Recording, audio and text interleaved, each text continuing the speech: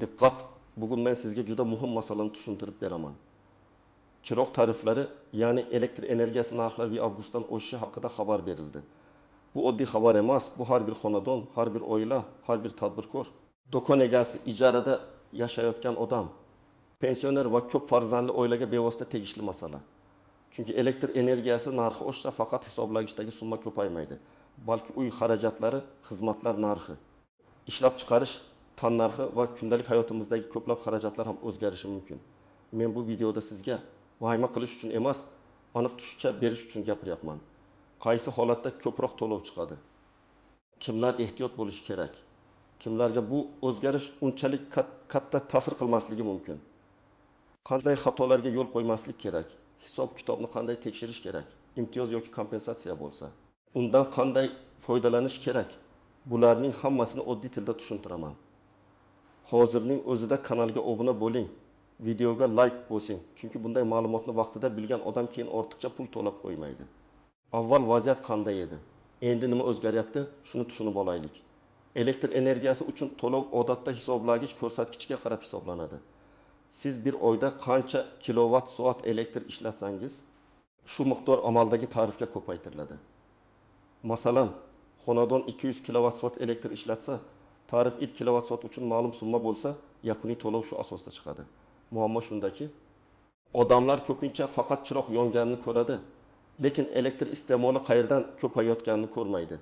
Konditsioner, elektr plita, suv isitgich, muzlatgich, kir yuvish mashinasi, dazmol, mikroto'lqinli pech, kompyuter, elektr nasos, hatto kechasi zaryadga qo'yilgan qurilmalar ham oy oxirida umumiy sarfga ta'sir qiladi. Tarif oshganda esa shu odatdagi iste'mol ham avvalgidan qimmatroqqa tushadi. Agar 1 avgustdan tariflar oshsa, eng muhim narsa shuki, iyul oyida sarflangan elektr bilan avgust oyida sarflangan elektr bir xil narxda hisoblanmasligi mumkin. Demak, hisoblagich ko'rsatkichni oy boshida va oy oxirida tekshirish juda muhim. Chunki ayrim hollarda odamlar, men avvalgi oyda ishlatgan elektrimni yangi narxda hisoblab yuborishmadimi deb haqli savol beradi.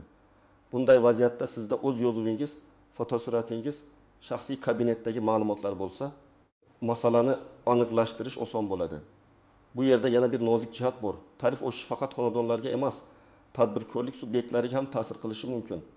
Agar do'kon, sartaroshxona, novvoyxona, muzqaymoq sotadigan joy, kichik sek yoki servis markazi elektrdan ko'p foydalansa, ularning xarajati oshadi. Xarajat oshsa, mahsulot yoki xizmat narxiga ham bosim bo'ladi. Shuning uchun bu mavzu faqat kommunal to'lov emas, umumiy iqtisodiy masala hamdir. Endi men eng muhim savolga o'taman. Kim ko'proq xavotir olish kerak? Kim esa vaziyatni xotirjamroq kuzatsa bo'ladi? Birinchi navbatda elektr energiyasini ko'p ishlatadigan xonadonlar e'tiborli bo'lishi kerak. Masalan, yoz oylarida konditsioner doimiy ishlasa, bir oyda sarf keskin oshadi. Oddiy misol olaylik. Bitta konditsioner kuniga 8 soat ishlasa va o'rtacha 1 kilovat quvvat iste'mol qilsa, bir kunda 8 kilovat soat, bir oyda taxminan 2 kilovat soat bo'ladi. Bu faqat bitta konditsionerning o'zi. Ustiga muzlatgich, televizor, kir yuvish mashinasi, dazmol, suv isitgich qo'shilsa, umumiy sarf 3 yoki 500 kilovat soatga chiqib ketishi mumkin. Ikkinchi guruh, elektr plita yoki elektr pechdan foydalanadigan oilalar. Gaz bo'lmagan joylarda yoki yangi uy joylarida ko'pchilik ovqatni elektr plitada pishiradi. Elektr plita qisqa vaqtda ham katta quvvat oladi. Agar oilada har kuni nonushta, tushlik, kechki ovqat elektrda tayyorlansa, bu oy oxiridagi hisobda seziladi. Men ko'p ko'rgan holat, odam bizda faqat chiroq, televizor va muzlatgich bor deydi, lekin aslida suv qaynatgich. Elektr plita va dazmol asosiy sarfni berayotgan bo'ladi. Uchinchi guruh suv isitgich, ya'ni boylar ishlatadiganlar. Boylar juda qulay, lekin u noto'g'ri ishlatilsa xarajatni ancha oshiradi. Masalan, taqsim litrli boylar doim yoqilgan tursa, suv sovgan sari avtomatik yana qizdiradi. Agar uyda 4 yoki 5 kishi yashasa, har kuni yuvinish, idish, tovoq, kir yuvish uchun issiq suv ishlatilsa, oy davomida bu katta sarfga aylanadi.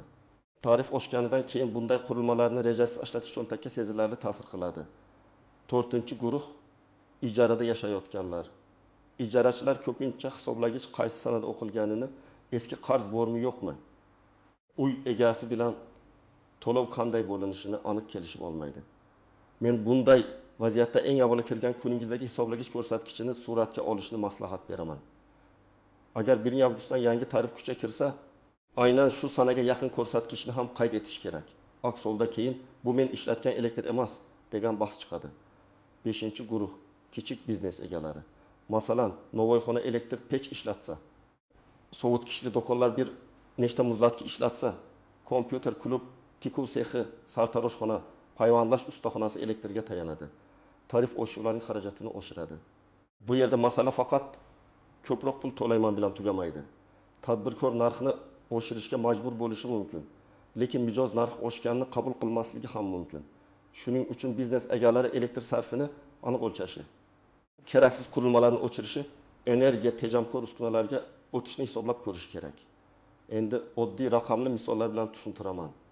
Tasavvur qiling, bir oila oyiga 1 kilovat-soat elektr ishlatadi. Agar tarif oshsa ham, bu oilaning qo'shimcha xarajati juda katta bo'lmasligi mumkin, chunki sarf nisbatan kam. Lekin boshqa oila oyiga 600 kilovat-soat ishlatsa, tarifdagi har bir oshish ularda bir necha barobar ko'proq seziladi. Shu sababli odamlar hammaga bir xil oshdi deb o'ylashi mumkin, lekin real ta'sir har kimda har xil bo'ladi. Tarif bir xil oshsa ham, ko'p ishlatgan ko'p to'laydi, kam ishlatgan kamroq ta'sir ko'radi. Bu yerda men alohida ta'kidlayman. Eng adolatli yondashuv o'z iste'molingizni bilishdir. Ko'pchilik oy oxirida kelgan summaga qarab xafa bo'ladi, lekin oy davomida sarfni kuzatmaydi. Hisoblagich har kuni yoki kamida haftasiga bir marta tekshirilsa, qaysi paytda sarf oshayotganini ko'rasiz. Masalan, haftaning birinchi kunlarida sarf odatdagidek, dam olish kunlari esa ko'p bo'lsa, demak uyda kir yuvish, dazmol qilish, pech ishlatish, konditsioner yoqish aynan shu kunlarga to'g'ri kelyapti. Kim xavotir olmasligi mumkin? Agar sizning xonadoningizda elektr iste'moli juda kam bo'lsa, masalan faqat yoritish, televizor, muzlatgich va telefon zaryadi bo'lsa, tarif oshishi baribir seziladi, lekin keskin zarba bo'lmasligi mumkin. Yana energiya tejamkor lampalar, zamonaviy muzlatgich, gaz plita, markaziy issiq suv yoki gazli suv isitgich ishlatsangiz, elektr sarfingiz nisbatan past bo'ladi. Lekin bu umuman e'tibor bermasa bo'ladi degani emas. Chunki kichik e'tiborsizliklar ham oylar davomida katta summaga aylanadi. Endi eng ko'p chalkashlik tug'diradigan joylarni tushuntiraman. Birinchi nozik masala: tarif o'zgarish sanasi. Agar yangi tarif 1 avgustdan kuchga kirsa, unda 1 avgustdan keyingi iste'mol yangi tarif bo'yicha hisoblanishi kerak. Lekin amalda hisoblagich o'qish sanasi tizimdagi yangilanish, shaxsiy kabinetdagi ma'lumot, to'lov kvitansiyasi va qarzdorlik holati bir-biriga aralashib ketishi mumkin. Shu sababli men har doim sanani aniq yozib borishni tavsiya qilaman. 31 iyul kuni kechqurun yoki 1 avgust kuni ertalab hisoblagich ko'rsatkichini suratga oling. Ikkinchi nozik masala qarzdorlik. Agar sizda avvalgi oy yoki undan oldingi davrdan qarz bo'lsa, yangi to'lov bilan eski qarz qo'shilib ko'rinishi mumkin. Odam esa tarif oshgan ekan, shuning uchun juda katta summa chiqibdi deb o'ylaydi. Aslida summaning bir qismi eski qarz bo'lishi mumkin. Shuning uchun shaxsiy hisob raqamingiz bo'yicha qarzdorlikni alohida tekshiring. To'lov qilgan bo'lsangiz, chekni saqlang. Mobil ilova orqali to'lagan bo'lsangiz, tranzaksiya tarixini yo'qotmang. Uchinchi nozik masala: hisoblagich noto'g'ri ishlashi yoki noto'g'ri ko'rsatkich kiritilishi. Bunday holat kam uchrasa ham umuman bo'lmaydi deb aytib bo'lmaydi. Agar sizning iste'molingiz odatda oyiga 1 kilovat-soat bo'lib kelgan bo'lsa, birdan 600 kilovat-soat chiqsa, darhol sababini tekshirish kerak. Balki konditsioner ko'p ishlagan, balki boylar doim yo'qilgan, balki qo'shni ulanishi bor, balki hisoblagichda texnik muammo bor. Bunday vaziyatda shunchaki to'lab yubormang, avval ma'lumotni tekshiring. 4-nozik masala: umumiy foydalanishdagi elektr. Ko'p qavatli uylarda podyezd chiroqlari, lift, nasos, hovli yo'rtgich kabi xarajatlar bo'lishi mumkin. Ba'zan fuqarolar men uyda kam ishlataman, nega yana qo'shimcha to'lov chiqyapti deb so'raydi. Bu yerda boshqaruv kompaniyasi, shirkat yoki mas'ul tashkilotdan xarajatlar qanday hisoblanishini so'rash kerak. Har bir summa aniq asosga ega bo'lishi kerak. Odamlar umumiy xarajatni bilmasa, norozilik kuchayadi, lekin hujjat va hisob-kitob ochiq bo'lsa, masala ancha tushunarli bo'ladi. 5-nozik masala: imtiyozlar va ijtimoiy yordam. Ayrim toifadagi fuqarolar uchun kompensatsiya, subsidiya yoki boshqa ko'mak mexanizmlari bo'lishi mumkin. Bu hudud amaldagi qarorlar, oilaning ijtimoiy holati, daromad darajasi va ro'yxatda turishiga bog'liq. Men bu yerda hammaga bir xil va'da bermayman. Chunki imtiyozlar shartlari aniq hujjatlar bilan belgilanadi. Lekin siz kam ta'minlangan oila bo'lsangiz, pensioner bo'lsangiz, nogironligi bor shaxs bo'lsangiz yoki ijtimoiy himoya daftarlaridan birida tursangiz, mahalla, ijtimoiy himoya organlari yoki tegishli xizmatlardan aniqlashtirishingiz shart. 6-nozik masala. Oldindan to'lov. Ba'zi odamlar tarif oshishidan oldin katta summa to'lab qo'ysam, keyin eski narxda foydalanaman deb o'ylaydi. Bu har doim ham to'g'ri emas. Oldindan pul tushirishingiz hisobingizda mablag' sifatida turishi mumkin. Lekin iste'mol qilingan elektr qaysi davrda ishlatilgan bo'lsa, ko'pincha o'sha davrdagi tarif bilan hisoblanadi. Shuning uchun oldindan to'lov qilishdan oldin shaxsiy kabinetingizdagi qoidani, energiya ta'minoti tashkiloti izohini va rasmiy ma'lumotni tekshiring. 7-nozik masala. Noqonuniy ulanishlar. Tarif oshganda ayrimlar elektrdan noqonuniy foydalanishga urinishi mumkin. Men buni qat'iyan tavsiya qilmayman. Birinchidan, bu qonunbuzarlik. Ikkinchidan, jarima va qayta hisob kitob oddiy tejashdan ancha qimmatga tushadi. Uchinchidan, xavfsizlik masalasi bor. Noto'g'ri ulanish, yong'in, qisqa tutashuv, elektr toki urish kabi xavf tug'diradi. Tejashning to'g'ri yo'li noqonuniy ulanish emas, iste'molni nazorat qilish va samaradorlikni oshirishdir. Birinchi qadam, hisoblash ko'rsatkichini yozib oling. 1 avgustga yaqin sanada. Imkon bo'lsa 30 iyul kechqurun va 1 avgust ertalab suratga oling. Surat tiniq bo'lsin, raqamlar ko'rinsin. Telefoningizda sana avtomatik saqlanadi. Bu keyinchalik bahs holatda sizga dalil bo'ladi. Ikkinchi qadam. Oxirgi 3 oy yoki 6 oy iste'molingizni solishtiring. Shaxsiy kabinet, mobil ilova, to'lov kvitansiyasi yoki SMS xabarlardan foydalaning. Har oy qancha kilovat-soat ishlatganingizni yozing. Agar iyunda 220, iyulda 2.6. Avgustda esa 220 chiqsa nima o'zgarganini toping. Balki yangi konditsioner qo'shildi, balki mehmon ko'p bo'ldi, balki boylar ishladi, balki hisobda xato bor. Uchinchi qadam, eng ko'p elektr yeydigan qurilmalarni aniqlang.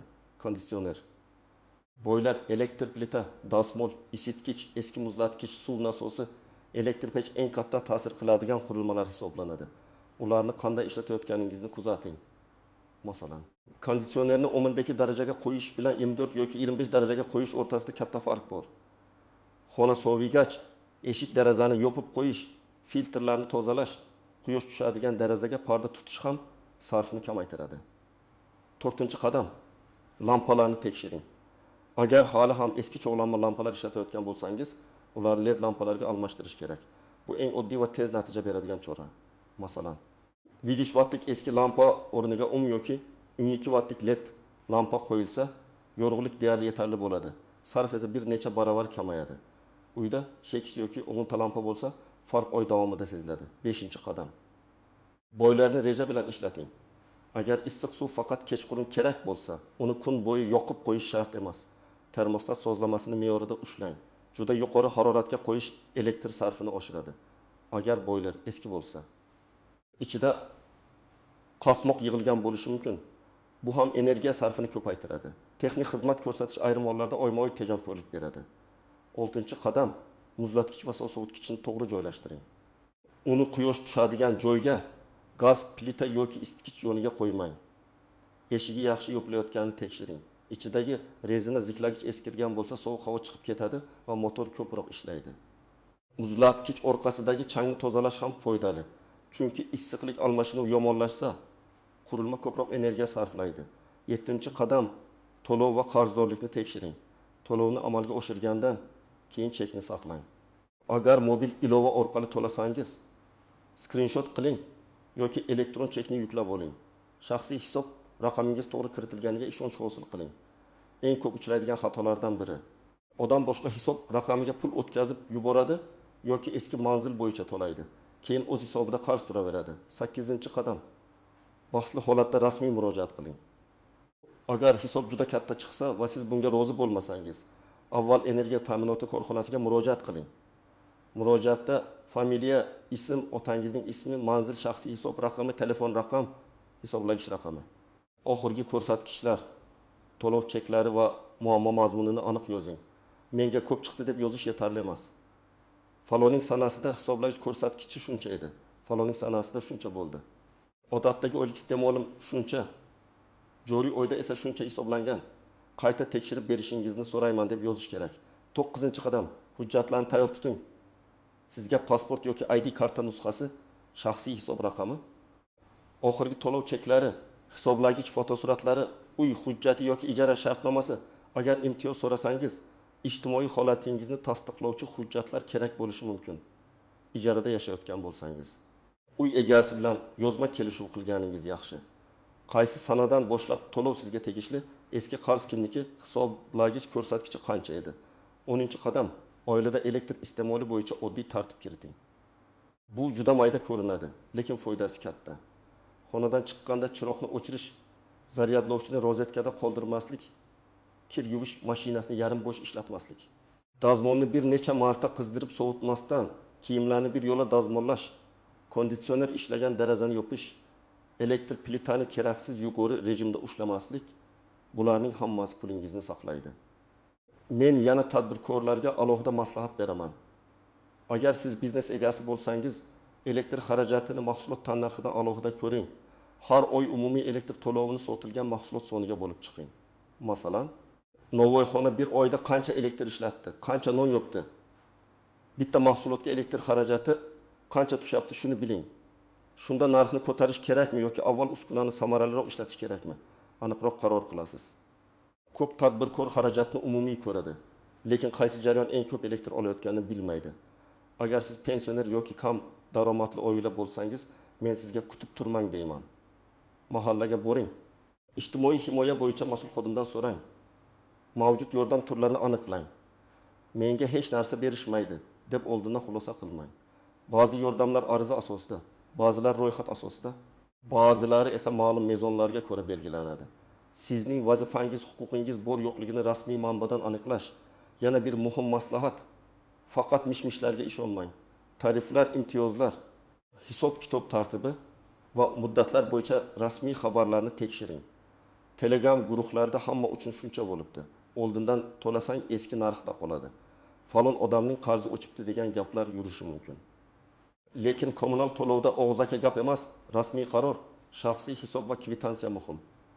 Noto'g'ri ma'lumot bilan ish qilsangiz zararini o'zingiz ko'rasiz. Xulosa shuki, 1 avgustdan chiroq tariflari oshishi haqidagi xabar har birimiz uchun jiddiy signal. Men sizga vahima qilishni emas, tartibli harakat qilishni maslahat beraman. Hisoblagich ko'rsatkichini yozib oling, iste'molingizni solishtiring. Ko'p elektr sarflaydigan qurilmalarni nazorat qiling.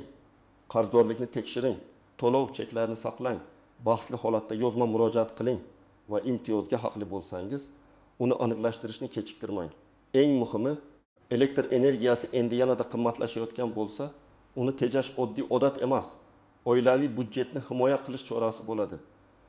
Bugun hisob-kitob qilgan odam ertaga kutilmagan katta to'lovdan qiynalmaydi. Siz ham hozir o'z hisoblagichingizni tekshiring. Oxirgi oylar sarfini ko'ring va uydagilar bilan elektrdan foydalanish tartibini kelishib oling. Sizning hududingizda chiroq uchun to'lov qancha chiqyapti? Tarif oshishi sizning oilangizga yoki biznesingizga qanday ta'sir qiladi deb o'ylaysiz?